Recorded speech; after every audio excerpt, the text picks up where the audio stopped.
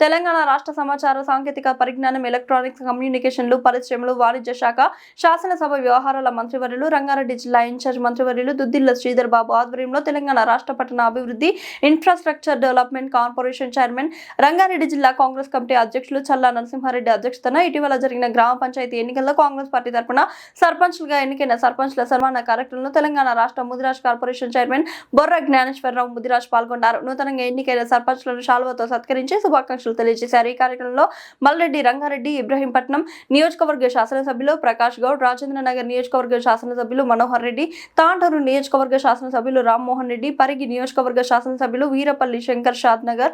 నియోజకవర్గ శాసనసభ్యులు కాల యాదయ్య, చేవిల్ల నియోజకవర్గం శాసనసభ్యులు భీం భరత్, చేవిల్ల నియోజకవర్గం కంటెస్టెంట్ ఎమ్మెల్యే మధుసూదన్ రెడ్డి, రంగారెడ్డి జిల్లా గ్రంథాలయ సంస్థ చైర్మన్ రాజిరెడ్డి, ఐఎన్టీయూసీ అధ్యక్షులు శ్రీమతి సదాలక్ష్మి, టీపీసీసీ ప్రధాన కార్యదర్శి, కాంగ్రెస్ పార్టీ ముఖ్య నాయకులు, మాజీ కార్పొరేటర్లు, కాంగ్రెస్ పార్టీ అభిమానులు, కార్యకర్తలు పాల్గొన్నారు.